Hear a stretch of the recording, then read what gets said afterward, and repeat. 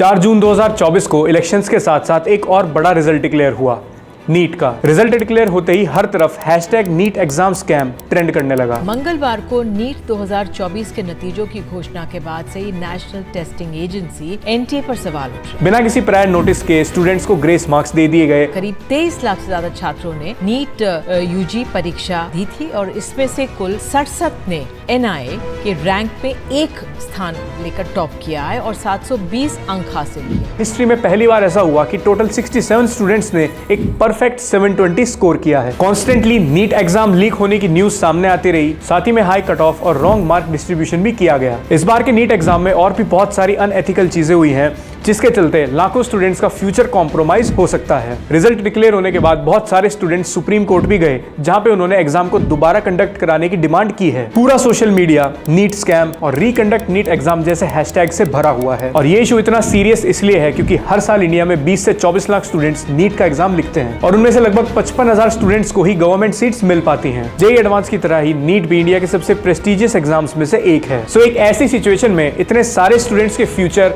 और रिजल्ट को लेकर उनकी कंप्लेंट पे बात करना बहुत ज्यादा जरूरी है। इस बार बहुत सारे नीट एस्पिरेंट्स के साथ इनजस्टिस हुआ है, जिसके लिए स्टूडेंट्स NTA से जस्टिस मांग रहे हैं।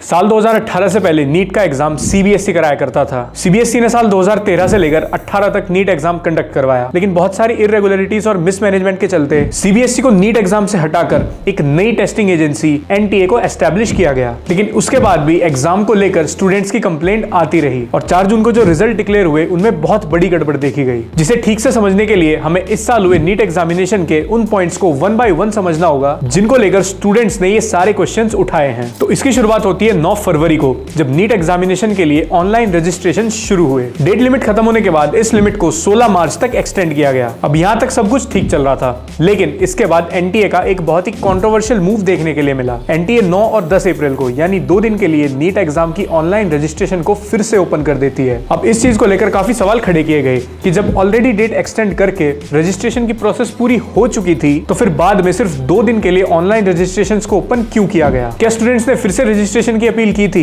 नहीं, बल्कि स्टूडेंट्स का यह कहना था कि NTA ने यह स्टेप किसके कहने पर लिया है। इसके बाद जब 5 मई को नीट का एग्जाम कंडक्ट हुआ, तो देश भर के अलग अलग कोनों से पेपर लीक होने की न्यूज सामने आने लगी। पेपर लीक से रिलेटेड 3 बड़े इंसिडेंट सामने आए। पहला था राजस्थान, जहां बताया गया कि स्टूडेंट्स को क्वेश्चन पेपर में आंसर टिक करके दिए गए और एग्जाम के बाद इन क्वेश्चन पेपर्स को वापस ले लिया गया। इसी के साथ ये न्यूज भी आई कि स्टूडेंट को गलत क्वेश्चन पेपर डिस्ट्रीब्यूट किए गए, जिसके बाद स्टूडेंट्स ने एग्जाम सेंटर से ही वॉकआउट कर दिया। और जब ये न्यूज सर्कुलेट होने लगी तो NTA ने इस पर तुरंत जवाब दिया और कहा कि राजस्थान में होने वाली इरेगुलरिटीज के बाद 120 स्टूडेंट्स का एग्जाम रिकंडक्ट कराया गया था। यानी ये चीज कंफर्म हो जाती है कि क्वेश्चन पेपर में प्री मार्क्ड आंसर थे और वो क्वेश्चन पेपर स्टूडेंट्स को दिए भी गए थे। बट ये पॉसिबल कैसे हुआ, इसका जवाब किसी के पास नहीं है। पेपर लीक से जुड़े दूसरे इंसिडेंट्स में कहा गया कि एग्जाम खत्म होने से पहले ही नीट का पेपर ऑनलाइन प्लेटफॉर्म्स पर सर्कुलेट होना स्टार्ट हो गया था। अब इसका रीजन ये था कि कुछ एग्जाम सेंटर पर स्टूडेंट्स टाइम खत्म होने से पहले ही एग्जाम छोड़कर चले गए थे और अपने अपने क्वेश्चन पेपर्स भी साथ में ले गए थे, जिसे उन्होंने सोशल मीडिया प्लेटफॉर्म्स पर अपलोड कर दिया। अब एग्जाम खत्म होने से पहले ऑनलाइन प्लेटफॉर्म पर उस पेपर का अपलोड हो जाना, ये अपने आप में बहुत स्ट्रेंज इंसिडेंट है, जो काफी क्वेश्चंस रेज करता है।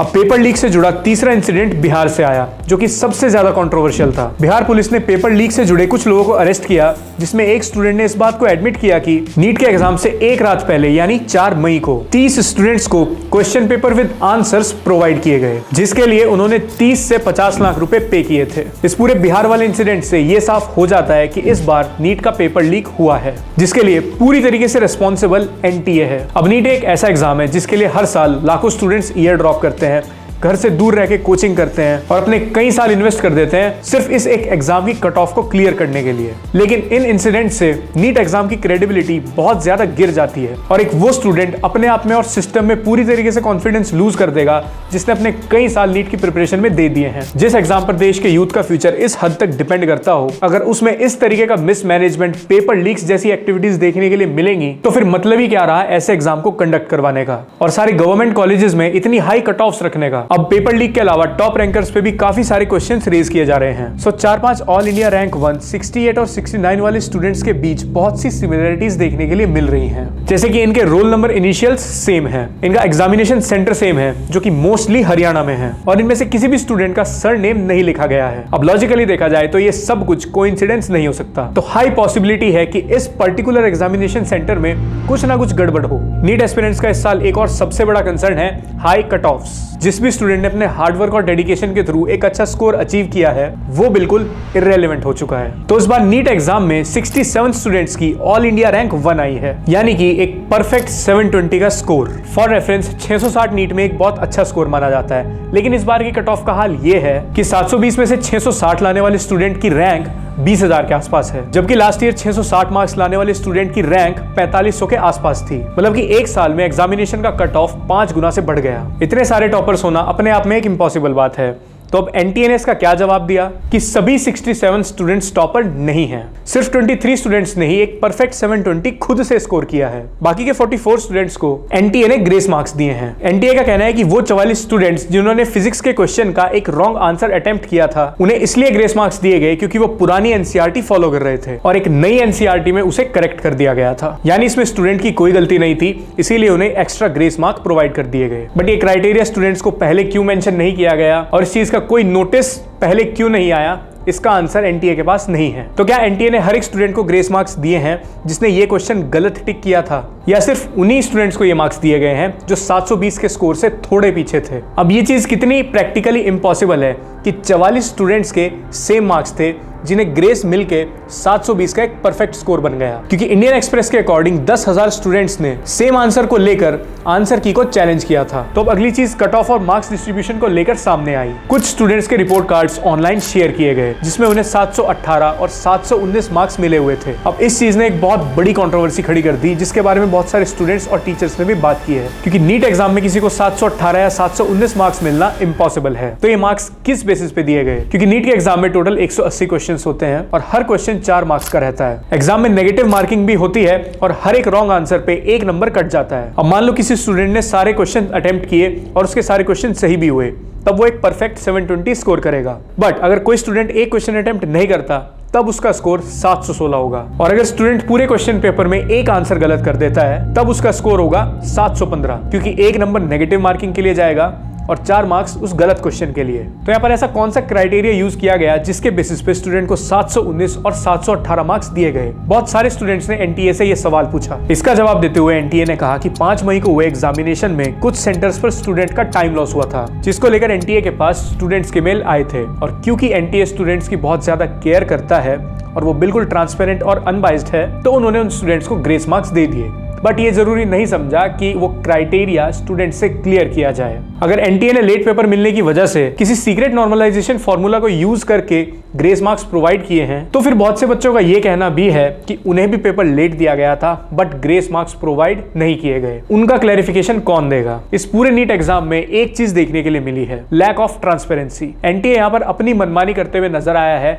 स्टूडेंट से मैसेजेस टाइमली कन्वे नहीं किए गए, बहुत सारा मिसमैनेजमेंट देखने के लिए मिला और किसी भी चीज का क्लैरिफिकेशन पूरी सही तरीके से नहीं दिया गया। ओवरऑल ये नीट एग्जाम बिल्कुल अनफेयर तरीके से कंडक्ट हुआ है, जिसका पूरा इंपैक्ट इसके रिजल्ट पर भी पड़ा है। सीरियल नंबर 1 to 67 तक सभी स्टूडेंट के 720 मार्क्स हैं, लेकिन ऑल इंडिया रैंक 68 और 69 के मार्क्स 719 और 718, यानी कि ये वही स्टूडेंट्स हैं जिनको एग्जामिनेशन सेंटर में टाइम लॉस के कारण ग्रेस मिला था। अब ये पूरा स्ट्रक्चर कोई कोइंसिडेंस तो नहीं है। पिछले साल के मुकाबले इस साल नीट एग्जाम में सिर्फ 4 लाख स्टूडेंट्स एक्स्ट्रा हुए हैं, लेकिन कट ऑफ 137 से 164 पहुंच चुका है। ये कट ऑफ हर साल बहुत ही नॉमिनल मार्क्स से बढ़ता था, लेकिन इस साल इतना ड्रास्टिक चेंज। और एनटीए ने इसका रीजन बताया कि इस बार एग्जाम बहुत ही इजी था। तो अब जिन स्टूडेंट्स ने अपनी मेहनत से 711 मार्क्स तक स्कोर किए हैं उन्हें भी एम्स दिल्ली नहीं मिल सकता, क्योंकि इस बार सीट्स कम है और टॉपर्स ज्यादा हो गए। अब एक ऐसे स्टूडेंट के बारे में इमेजिन करो जिसने अपने 3 या 4 साल देकर नीट की प्रिपरेशन की और अपने हार्डवर्क से उसने 710 का एक बहुत अच्छा स्कोर अचीव किया, लेकिन एग्जाम कंडक्ट कराने वाली बॉडी ही फ्रॉड निकली। इस फ्रॉड की वजह से